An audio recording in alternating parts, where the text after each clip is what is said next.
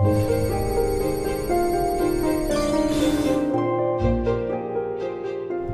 up guys, this is KhUnlimited and welcome to the very first episode of a new show slash podcast I want to start, and it's called Shotlocked to Kingdom Hearts. Now, just to give a brief outline of what this show is, it is a podcast, maybe going to be in audio services in the future, I'm not really sure right now, it's just strictly on this YouTube channel, but basically it's a podcast or a video podcast, mainly focused on Kingdom Hearts, and the reason I want to make this is just so I could have a more streamlined format for my videos, and so like when I make a video I know what I'm going to make since I have such a clear format for it, and you know, for you the viewer, so you know what to expect when you come in.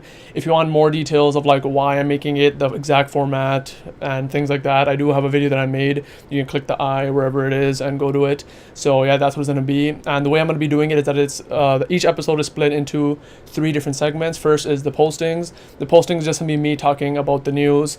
It doesn't have to be completely new news. It could be like news from like a month ago or whatever, whenever it was, and just me giving my opinions on it, what I think about it, and things like that.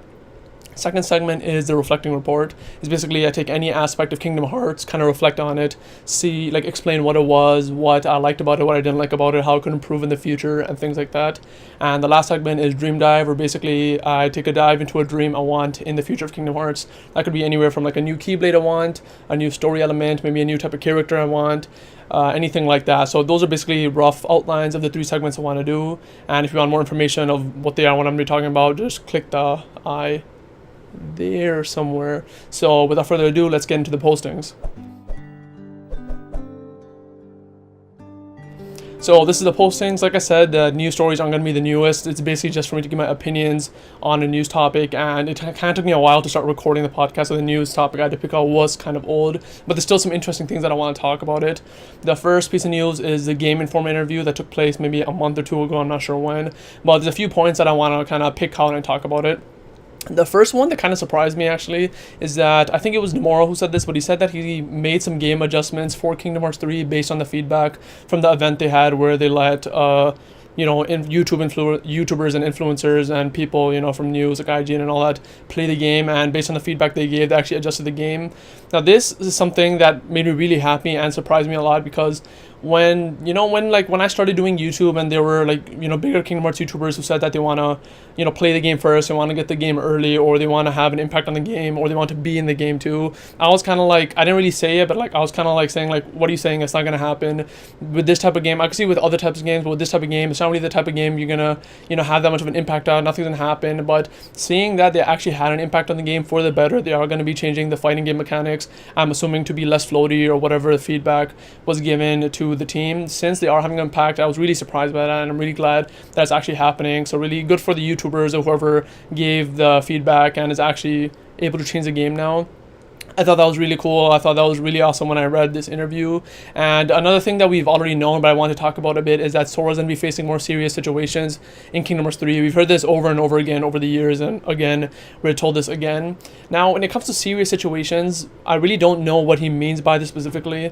The main thing that comes to anyone's head is death or loss or sacrifice, and Sora's going to have to face this. Apparently, like himself is going to have to face this. Now, when it comes to this, I don't know what they mean. Like, I don't think it's gonna be death in the sense like someone, like, you know, dies horribly. It's probably gonna be like something like how Axel died at the end of Kingdom Hearts 2 when he faded away, or like when Xion disappeared. It's gonna be something like that, I'm sure. And other than that, I can't really think of anything like going far beyond that. I can't think of like an actual, like, say, gruesome death or something else which would be serious. Like, I try to like think about it beforehand too. Like, there's no other situation in my mind where I could think that is much more serious than that. I feel like there's gonna be serious tones, or in the case like where Sora's gonna have to like stop being so silly in some moments, where like he's gonna get a reality check when something serious happens. But other than like a loss of someone important, maybe say like Riku or Kairi or whatever, I don't think it's gonna be a Disney character. I don't think Disney would allow it.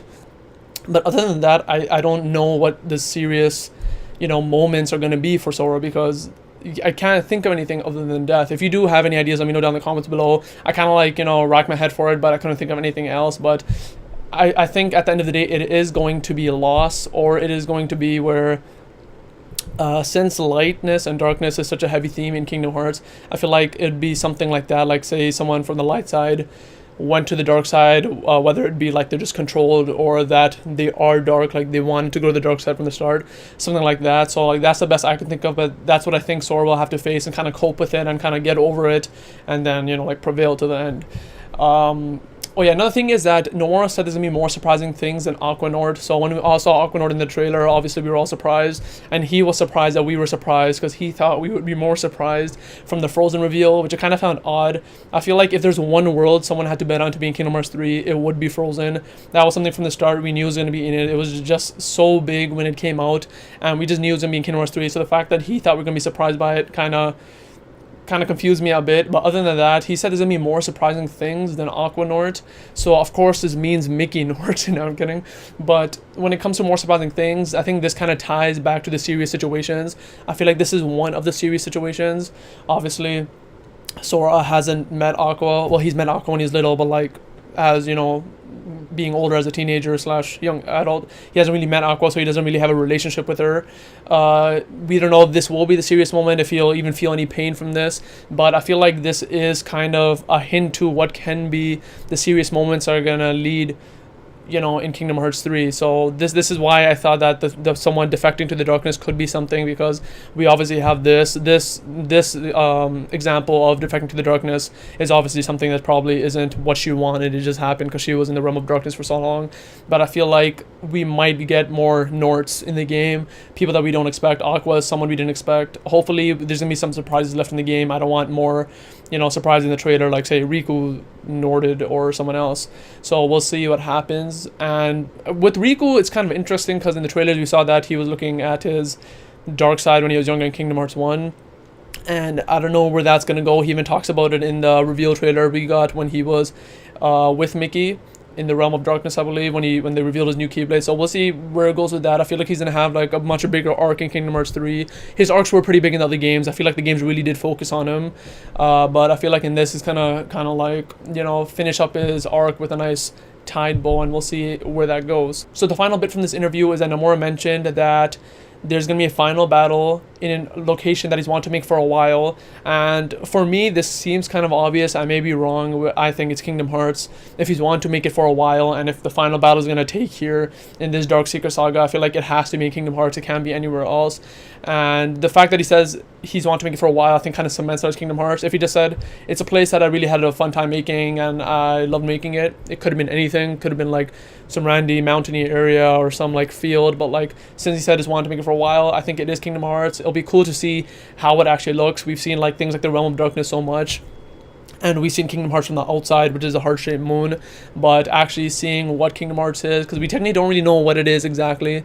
We'll see what it is. I'm hoping it's some like kind of like very light looking place, like when you looked at the moon, it had like this kind of light milky effect on it. Hopefully it's something like that. We've seen so many like environments which are covered in darkness and is more gloomy and things like that. I wanted more places that were much more light, and I feel like it'd be kind of cool to have the final battle there, because you're obviously battling with the darkness, and having that contrast with an area which is really light would be cool. It would kind of be like how at the end of Kingdom Hearts 2 you find Xemnas in that weird portally place which is gray and bright. I feel like that was a cool contrast when I was a kid, because I hadn't really seen anything like that. You're finding someone who's dark out of nowhere, he has like white and black clothes in this light place, and that's one of my favorite boss fights in games in my opinion. So if it's somewhere kind of like a lightish place, I think that'd be cool. And yeah, so that's all I really have to say about this game in former interview. I was gonna add more of a different news story, but I feel like it's not too important, so I'll just skip over that and go straight to the reflecting report. So the reflecting report, like I said, is where I reflect on an aspect of Kingdom Hearts and talk about it, what I like about it, what I don't like about it, how I want it to improve. And this time I'm actually going to be talking about specific types of Keyblades, and the type of Keyblade I want to talk about is story original Keyblades. So basically, when it comes to Keyblades in Kingdom Hearts, there's only specific ones I really like and the ones I don't like. The ones I don't like are usually world-specific Keyblades, so like a Keyblade for the Olympus Coliseum, or in Kingdom Hearts 3, the one for Tangle, the one for Toy Story. Those Keyblades I tend not to like too much, and the reason is I feel like even though, the designers, the people who are behind the art get to design the Keyblade, they usually have like full reign over it. At the same time, they kind of don't, and they're kind of restricted to kind of go to the design of the world. Now, I'm not saying they should remove it. Obviously, there's probably people who love these Keyblades and how they look, and they're excited on how it's gonna be designed based on the world. But like when I think of a Keyblade in like a Kingdom Hearts weapon, I think of like the original Keyblades, like Way to Dawn, Kingdom Key, Oathkeeper, Oblivion, like Xehanort's Keyblade, Young Xehanort's Keyblade. Those Keyblades I feel like look so cool because they have kind of like a certain design structure to it. Like when you think of like Kingdom Hearts Keyblades, you think of, you know, like how they have those, that like complex looking metal structure on it where it's all edgy and cool. And I feel like that's kind of what the best Kingdom Hearts Keyblades are to me, and at least in my opinion. So I feel like I wish they had more of those, because lately we've been having more Keyblades and they just don't look like, they don't look like something I want to use. And so that's why I kind of want more original Keyblades. And I don't know if this is true. Apparently it was a new story that came out recently, and my brother told me about it. I never checked in on it, but he said that you could level up Keyblades. I don't know about this. If it's true, let me know down in the comments below. But apparently what he said that you get to level up Keyblades, and the reason for this is, say you like one Keyblade and you want to use it till the end of the game, you could keep leveling it up, and that could be your strong Keyblade. You're not forced to use a new Keyblade you get, because more often than not, when I was playing a Kingdom Hearts game like Dream Out of Distance or something, whenever I got a new Keyblade, I'm like, it's stronger, but I don't want to use it because it doesn't look better. And aesthetic is very important to me for some reason. I really care about aesthetics in video games. So when it comes to that, I hope they you know, they keep the world Keyblades. I hope they keep that, but I hope they do put some kind of more of a focus on more original Kingdom Hearts Keyblades. Like so far, even in Kingdom Hearts 3, Keyblades like the Tangled one, which is, you know, Rapunzel's Tower, Keyblades from the toy box, which is a cactus. Like I honestly don't like those that much. They're okay. I believe I made a video on it very recently. It's probably in my newest 5 videos about me kind of talking about all the Keyblades so far. But those Keyblades I really just don't like that much. Like they're cool, I appreciate them, but when it comes to the game, if I don't have to use it, I probably won't, unless, you know, it gives some kind of like advantage in terms of gameplay. But like the Keyblades that we've seen so far in Kingdom Hearts 3 that are original, like the Star Seeker V2 or Braveheart, I'm not sure we've seen more than that, but like Braveheart especially already is my #1 Keyblade design in Kingdom Hearts. I love that they based it on more of a modern looking key instead of like the ancient key you see in cartoons. And just based on that, and like the hilt, everything about it, the materials they chose, the design, everything about it is perfect for me. And these are the type of Keyblades I want to see in Kingdom Hearts 3.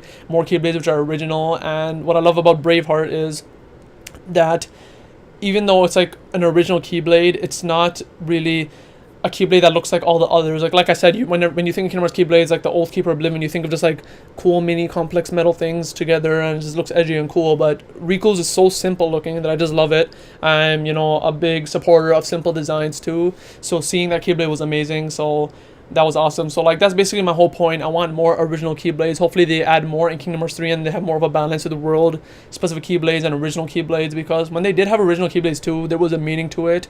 I believe the Oathkeeper was supposed to represent, I think, Kairi, or at least the relationship between Sora and Kairi. And the Oathkeeper, I think I said that the Oathkeeper is supposed to represent the relation between Sora and Kairi, and the Oblivion was Riku. And you can clearly see that through the Keyblade. Oathkeeper looked more, you know, like themed to light, and Oblivion looked more themed to darkness. And if they have more Keyblades which are, you know, Kingdom Hearts styled and not world specific, hopefully we get more kind of lore through that, and we have a reason of why we have this weapon, and not just because we finished a world and we got this cactus. So yeah, that's all I want to say about original specific Keyblades, and that was a reflecting report. And finally, let's go to the last segment, which is Dream Dive. So this is Dream Dive, like I explained, is just when I take a dive into Kingdom Hearts and talk about a dream I want in the future of it. Now this one, I decided to focus on a magic spell I think would be cool in Kingdom Hearts. Now when I first explain it, you might be like, no, that's kind of weird, that's too OP.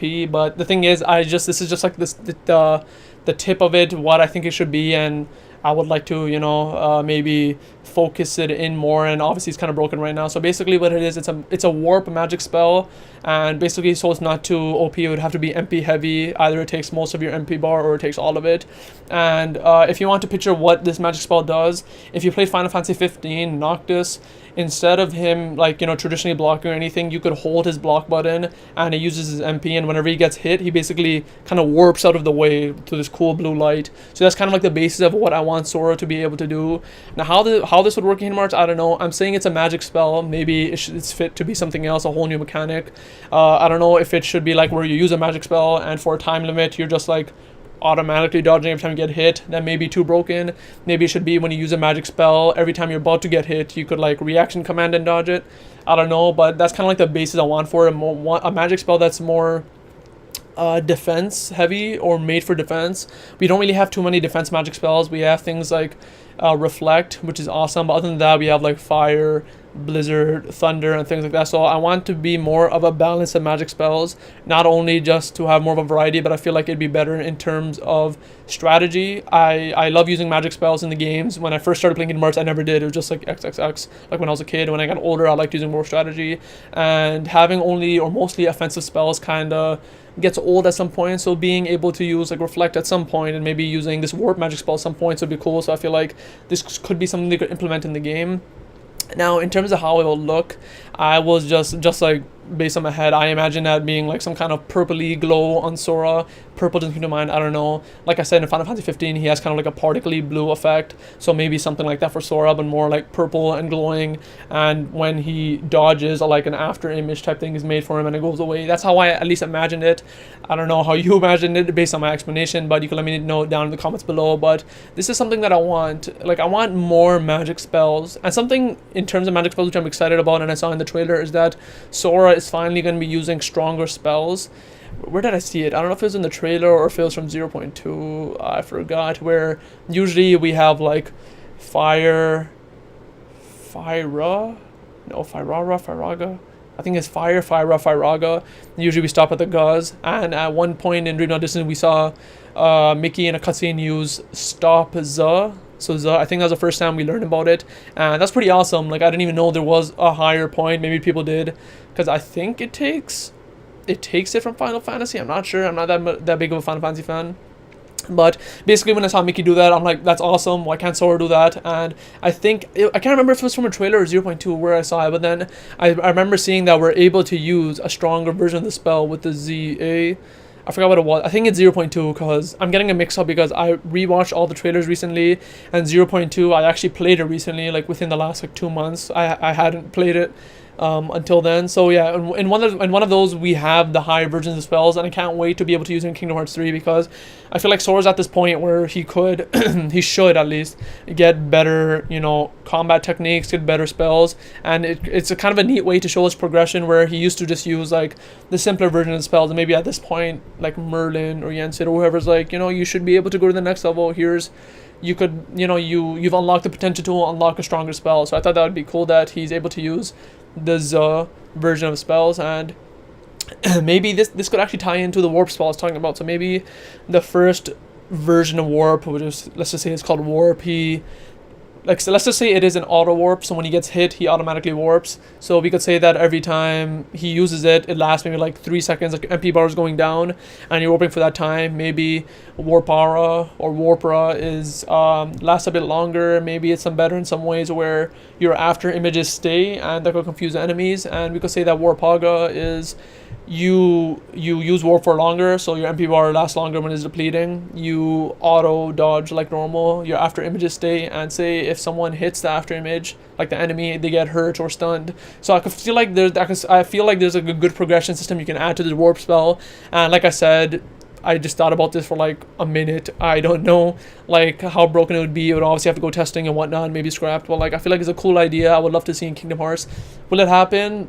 Almost 0% chance. Like I said, these are just dreams I want in the future of Kingdom Hearts, but I think the warp spell would be a pretty cool addition into it. I think that's all I wanted to talk about in terms of warp, and that kind of brings me to the end of Dream Dive and the end of this episode. So I hope you guys enjoyed this first premiere episode of Shotlocked to Kingdom Hearts. If you guys have any like ideas or comments or criticisms about the series, let me know down in the comments below. You could be very harsh. It doesn't matter. I know this series may not be the most popular thing on my channel, but I want to really start this. I feel like this is something I really want to do. This is kind of the reason I've had the lulls in my channels, because I want to think of a series I really want to do and I could stick to.